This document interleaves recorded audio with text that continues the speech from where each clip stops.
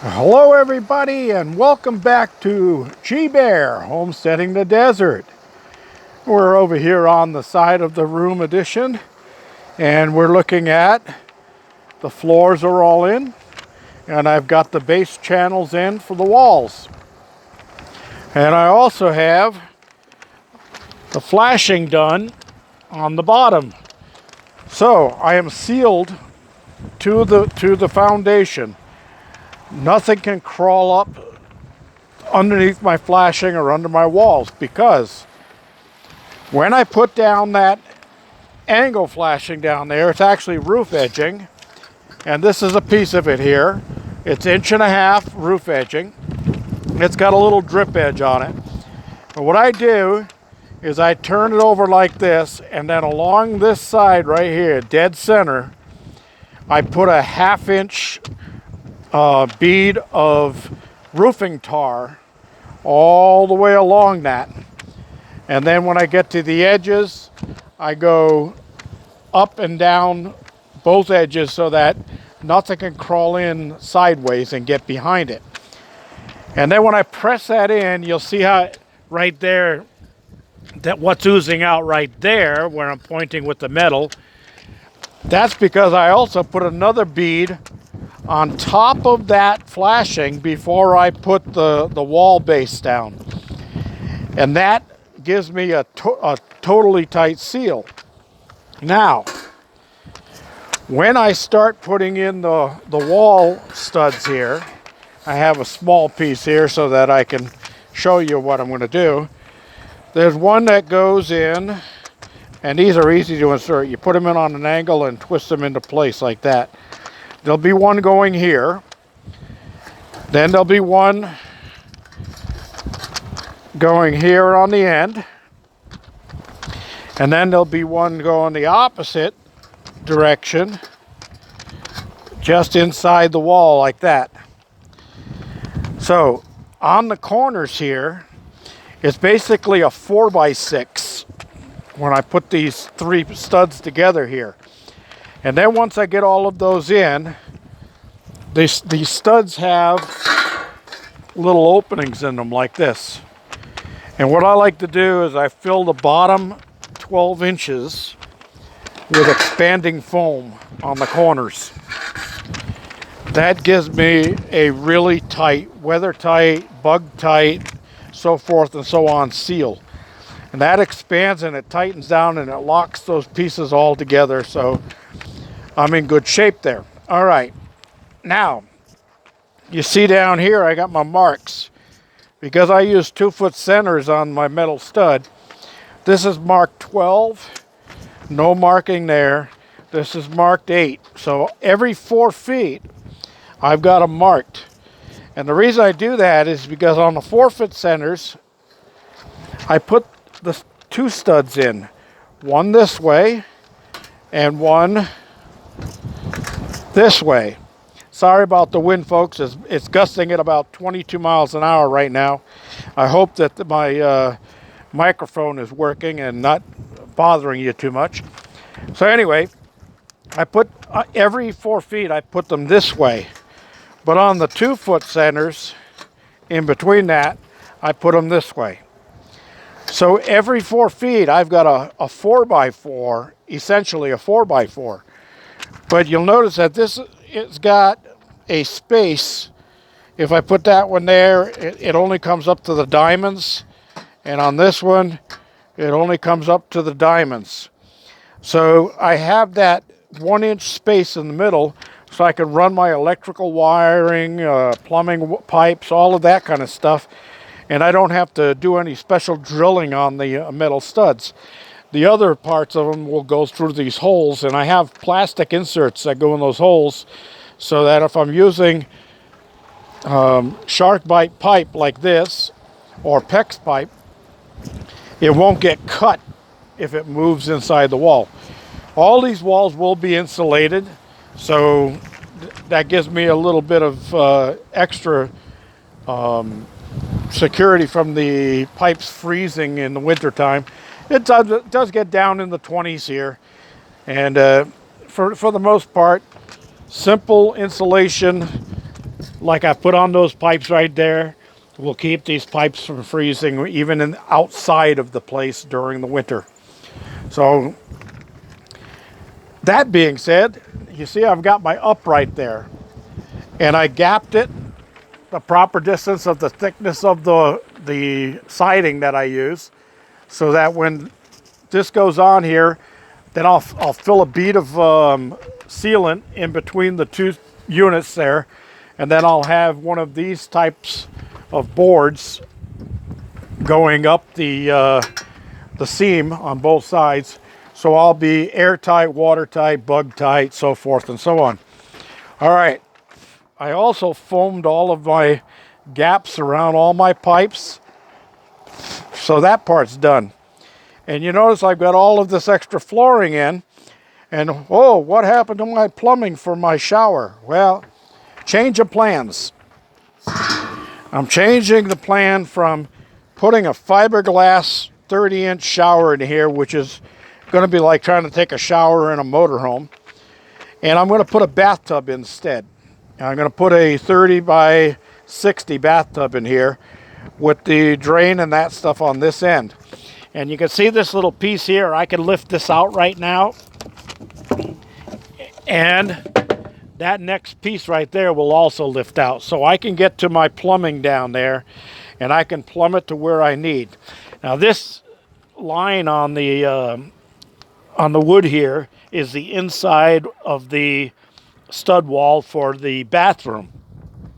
So somewhere right in this area here, I'm going to have to put my drain for my bathtub. And then inside the wall will be the overflow and all of that. And then I'll have my water pipes in here. And those are going to come out of that opening that I've got cut in that wall and come through the stud wall and come around this way. And then when they bypass the shower here, the cold water will keep on going and come over here to feed the toilet. So that all being said, remember now there's also a false wall that's going to cover up that gas line. So inside of there will be a hot and cold line that runs on both sides of where my sink stub is right there. So I'll have my sink in there. Now I've been having a hard time finding a wall hung sink. I want to put a wall hung in here. Everybody wants to sell me a pedestal sink. I hate those pedestal sinks. They're not deep enough, and it's a little shallow quarter moon type bowl. And you put your hands in there, turn the water on, you splash water all over the walls and the floor. I like a little deep sink where my big man hands can get down inside there without splashing water all over the place. But finding an old wall hung sink is going to be a chore. I know I'll do it. The internet is a wonderful place for finding stuff like that. So I will find one. In the meantime, what I'm probably going to do is I'm going to take this little sink here, and I made a wall hung unit, if you remember in some of my older videos, where I made a wall hung box to hold that right there. I'll take that off because I never use that out here. I'm going to take that off and I'm going to put it inside temporarily until I find the wall hung that I want, and then I'll change it out. I did look at pricing toilets and bathtubs and all of that, and that's why I decided to go with a tub, because it's going to be about $300 cheaper to put a tub in than it will be to put a shower in. And the tub is more functional, and I'm looking for function. That's my whole idea on this thing. I'll be able to soak in a tub if I've got sore muscles during the day, or I'll be able to take a quick shower in the morning if I want to get running and get things done. Let me stick this back in because I don't want the wind to blow it away. I haven't screwed those down. I just got a couple of screws started in there. I'll screw those down permanently after I get the plumbing set.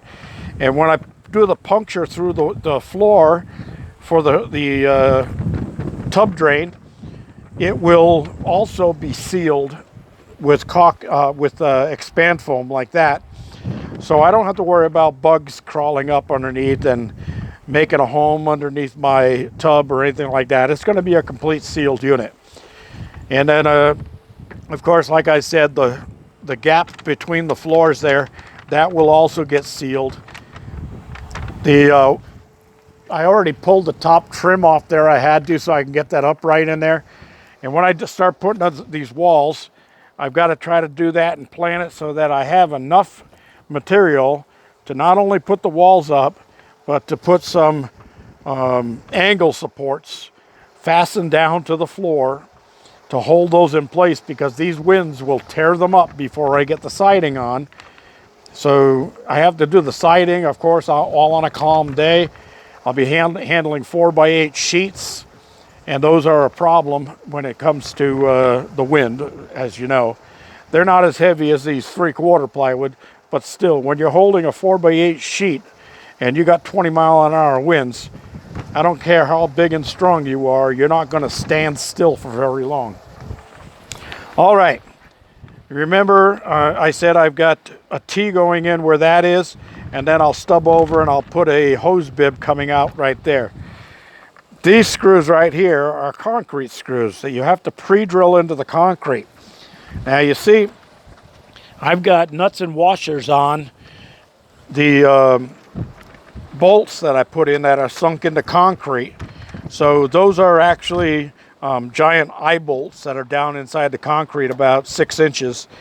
And those will really do a hold down, but as an added hold down, I take those screws and in between studs, I'll pre-drill with my hammer drill, and then I'll shoot those 3-inch concrete screws right down through the base stud, the base plate, the flooring, and right into the concrete footing. That gives me the added security to know that even if we have a microburst out here, my cabin is going to stay. When I did that to the original cabin, I've been inside of there with 60, 70-mile-an-hour winds, and that thing doesn't even creak, not even the slightest bit. So that's a real good thing. Last thing over here, I'm not going to follow that roof line on this addition. This is going to be a gable roof. So I'm going to come up halfway. I've got a mark already there at 67 inches. And then it will go back down on a slope the other way on the same angle, the same pitch. So I'll have 8-foot walls on both sides, and then I'll have a peaked roof with about just under a foot rise from the top of the peak of the roof down to the end of the roof. And it may be a little bit longer on this side with a slight overhang, because I'll be using 12-footers, which are about 10 inches longer than what I actually need. So instead of cutting them off, I'm just going to possibly add the extra on the front. So I have a little overhang there, and that'll protect my add-on on the side here when I put my permanent laundry in over on this side. All right, we're running up the time here, and I had a lot to cover today. I want to remind you that what I'm doing here, I'm doing everything for function. And there's some people out there that say, why haven't you painted the walls, things like that. Well, I'm doing function first. Pretty can go later, because pretty doesn't work better. Function is what I want. I want something that works best for what I need out here, and then I can do pretty later. All right, the chickens, we're talking about critters getting into the feed. So I got a couple of ideas that I tossed over in my head last night while I thought I was sleeping. And one thing I'm going to do is, I already have feed doors on here. If you remember when I did the original build on this, those things just rock over and cover the openings. I just got to start using them. I've been leaving them open because I haven't had any problems until all of a sudden. And then temporarily I'll use those at night to protect my feed. But then coming down the line, yeah, girls, I know it's windy, right? You're all hunkering down. All right, what I'm going to do is I'm going to modify my electric fence. I only have 2 strands of wire running around here, which are the hot wires, and the rest of the chicken wire is the negative. So those little squirrels just go right underneath the bottom wire and go through the chicken wire and inside, and then they have themselves a buffet all night long while the hens are sleeping. Well, I'm going to change that, and I'm going to add another screen. I'm going to make it probably out of aviary wire, leftover aviary wire, and I'm going to hang a screen down lower, hanging off the bottom wire there, and then every now and then I'll put a wooden stake in the ground to hold it so it doesn't swing in the wind, and it'll be just off the ground. So I'll have a hot wire protecting down lower. So they either have to tunnel under that, which isn't going to get them anywhere, or they're going to have to climb over it, which means they're going to hit the hot wire anyway. So that's part of my plan. I'll work that out a little bit more and then adjust it as I go, just like I did with the change of the shower to the going to a bathtub. All right, my poor little cactus over here. I don't have time to set up hydroponics right now, but I'm using it for a hose hanger, so that gets my hose up off the ground so the critters don't eat through it. Had to patch another hose this morning. They got through another hole on it. We're going to move on over here very quickly. And I know some of you have complained about me talking about the chickens and the garden. Well, I also have people out there that watch just to see the chickens or just to see the garden. So I have to cover everything, and I do so with the time I have. As you can see, everything in here is looking good. My pears over there are just about the size of a golf ball. I've got 2 of them. I'm going to enjoy eating those. I know the critters can't get to them. And then inside here, right about there on the cucumbers, hanging down inside the pot there, I've got a couple of cucumbers that are about walnut size right now. So those are going to taste good. And as you can see, I've got some of them that are starting to pop out here. And I left them there because I want to see if anything comes over and destroys those and eats those. They're climbing, and I got flowers growing. Everything's looking healthy. My apple tree is starting to show a little bit more production. I soaked this all down today, so it's ready to go. And I'm going to get my auto gutter watering garden going over there, but I probably won't do that until next planting season. Unless we have a real warm and dry or wet winter, one of the two. But as long as it's warm enough and I don't go into freezing temperatures, I might attempt to get that going over there. All right, last thing, and I'm going to post another video after this one, but I watched 2 guys come down in an older model SUV, bluish gray colored, and right about there, straight across on the other side of the road that comes in, runs up and down through here, I watched them haul a trailer in, and the guy was just jumping over bushes and stuff with his truck. And then I watched them with my binoculars standing up on the water tower. I watched them disconnect the trailer and drive away. Then I took my ATV and I went over there to see what was going on. And they abandoned an old motorhome base. It's the base trailer of a motorhome with dually wheels on the back and all of that stuff. They just dumped it right there in the desert. I'll keep an eye on it for the next couple of weeks or so and see if they come back to pick it up, if they just put it there temporarily. Now, I've been watching dump trucks running up and down the road all day long, and all day yesterday. And they went up that way, and they were doing something, and they're hauling a lot of gravel in and stuff like that. And then this afternoon they pulled out, and one of the dump trucks was hauling a pickup truck on a trailer, and the other one was hauling a big motorhome. So apparently that's what they were living in up until this point. It looks like somebody moved out up there, and they had to clean up the land and all of that stuff, so they hauled everything out. They got rid of their trash. The dump trucks hauled in stuff and fixed up the soil and all of that. And then they left the trailer they couldn't get rid of, they left it over there. So most likely it's fully abandoned. Anybody wants it, you'll see that in the next video. I did video the trailer, and you can see what it looks like. G Bear signing off.